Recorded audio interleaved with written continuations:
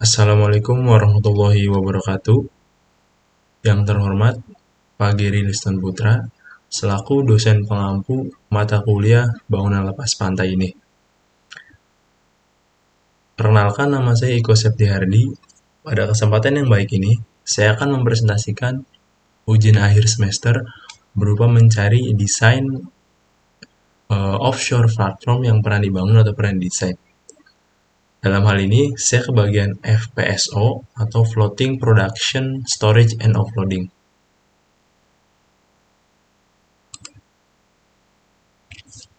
Pertama, apa sih itu FPSO? FPSO merupakan bangunan pengolahan dan penyimpanan minyak lepas pantai yang bersifat portable. Portable di sini maksudnya dapat berpindah sesuai kebutuhan. FPSO dibangun khusus guna keperluan oil and gas ataupun keperluan lepas pantai lainnya. Selain itu, FPSO juga bisa dibangun dengan cara konversi dari kapal tanker. Berikut adalah FPSO yang saya cari dan saya temukan yang pernah didesain, yaitu FPSO Cidade de Marisa. Sumbernya dari sbmoffshore.com berupa website yang menggambarkan atau menyediakan tentang offshore platform proyekan atau yang sudah jadi, khususnya FPSO. Berikut adalah outline presentasi saya. Yang pertama adalah lokasi operasional dari FPSO itu sendiri, spesifikasi FPSO-nya, mooring sistem yang digunakan pada FPSO, bagian-bagian dan fungsi dari FPSO itu, dan terakhir adalah gambar-gambar FPSO ini.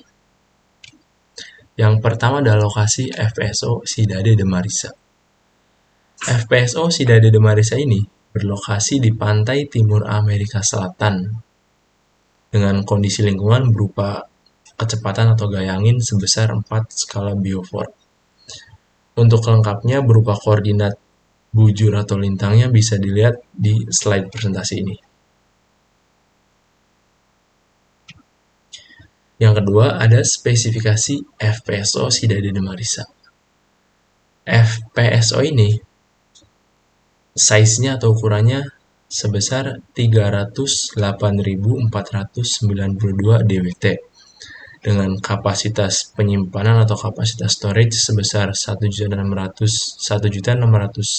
barrel dengan kapasitas produksi 150.000 barrel per day.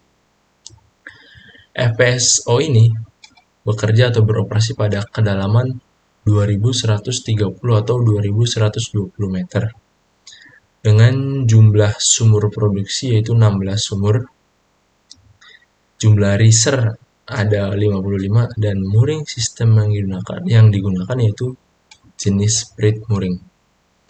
Di sebelah kanan ini ada tabel yang menampilkan principal dimension atau principal data dari FPSO Cidade de Marisa.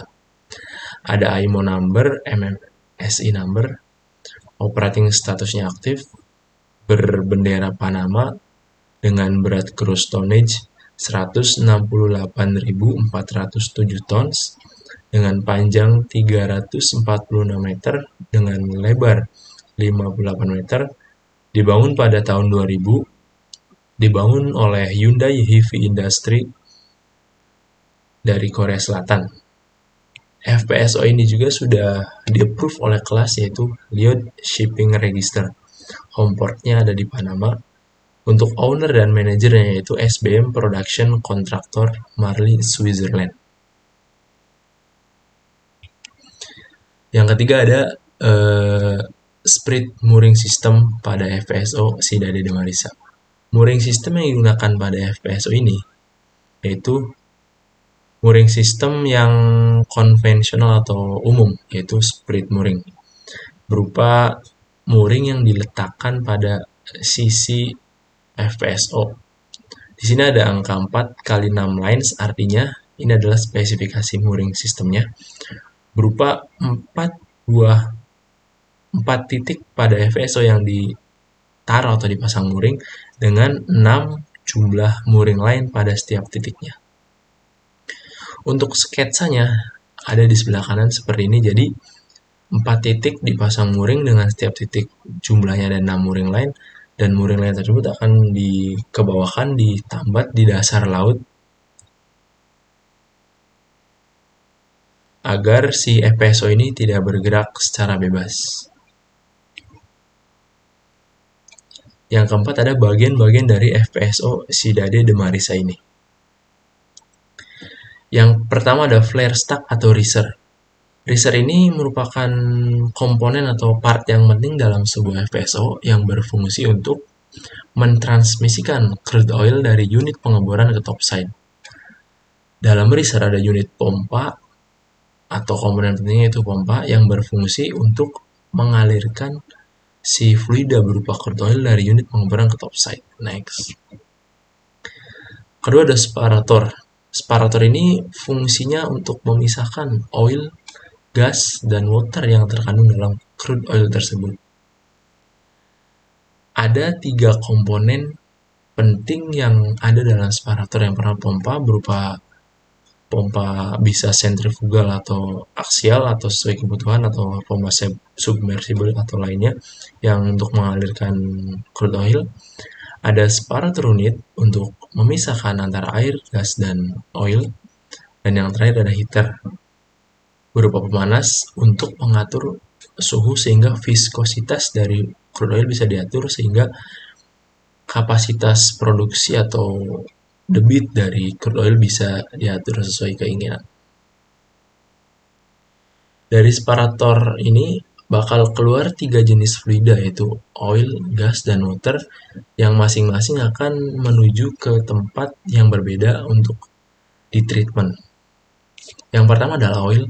Oil dari separator akan menuju tempat atau sistem yang namanya oil processing.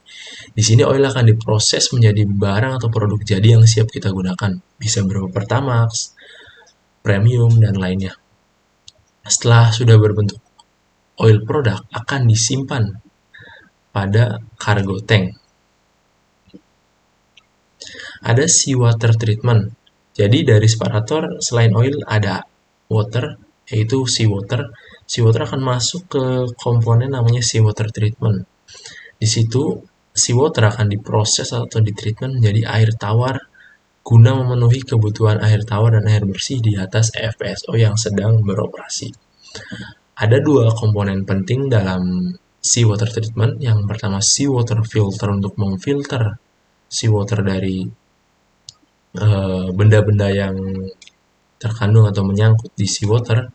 Dan yang kedua ada deaerator berupa alat untuk mengurangi kadar oksigen dalam seawater agar tidak agar mengurangi efek korosi dari seawater terhadap pipa atau benda logam lainnya.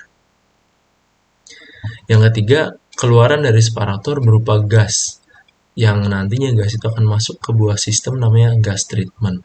Di sini gas akan ditreatment agar menghasilkan gas yang siap dipakai dan gas yang akan dibuang ke lingkungan. Gas yang siap dipakai akan dimanfaatkan untuk mengaktifkan atau sebagai daya energi untuk mesin diesel misalnya. Untuk gas yang dibuang bakalan melalui treatment lagi agar ketika dibuang ke lingkungan dalam keadaan bersih atau aman. Ada 2 komponen penting dalam gas treatment. Yang pertama gas scrubber sebagai penyaring kotoran-kotoran yang terkandung pada gas, dan kedua ada gas dehydration package berupa alat untuk mengurangi atau menghilangkan kadar air pada gas. Selanjutnya ada oil offloading berupa tempat produk oil yang siap didistribusikan. Artinya setiap kapal tanker atau pipa bawah laut yang akan mendistribusikan atau mengangkut oil produk dari FPSO ini bakal terhubung dari oil offloading. Misalnya kapal tanker akan mengangkut oil dari FPSO, maka si kapal tanker akan dihubungkan dengan pipa fleksibel ke oil offloading ini. Selanjutnya ada power generation. Power generation ini fungsinya adalah tempat sistem kelistrikan berupa generator set dan main switchboards dan lainnya yang berfungsi untuk menyediakan daya listrik pada FPSO saat beroperasi. Selanjutnya ada flare yang fungsinya untuk melindungi peralatan dari kelebihan tekanan. Biasanya flare itu berbentuk tower seperti ini. Lalu di atasnya akan mengeluarkan semacam api gitu. Fungsinya juga untuk menghilangkan limbah gas yang dibuang ke lingkungan. Yang dihilangkan yaitu kandungan sulfur sehingga aman untuk lingkungan. Selanjutnya ada crane, yaitu sebagai alat untuk mengangkat dan memindahkan barang di atas FPSO. Selanjutnya atau yang terakhir ada helipad. Helipad ini fungsinya untuk tempat mendaratnya helikopter jika sewaktu-waktu FPSO ini ada keadaan darurat berupa misalnya suplai bahan bakar atau antar jemput karyawan dari si FPSO ini. Berikut yang keempat ada bagian-bagian FPSO Cidade de Marisa. Secara tampak atas ini adalah layoutnya. Setiap ruangan atau setiap blok ditandai oleh kode dan warna yang bisa dilihat di layar. Dan warna atau kode tersebut bisa dilihat deskripsinya di tabel sebelah kanan, dimulai dari oil processing, mine gas compression, gas treatment, hingga flare stack.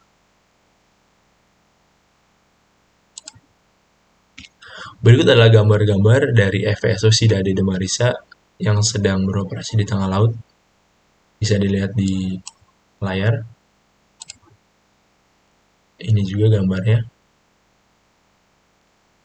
Berikut adalah referensi yang saya gunakan dalam mengerjakan tugas ini.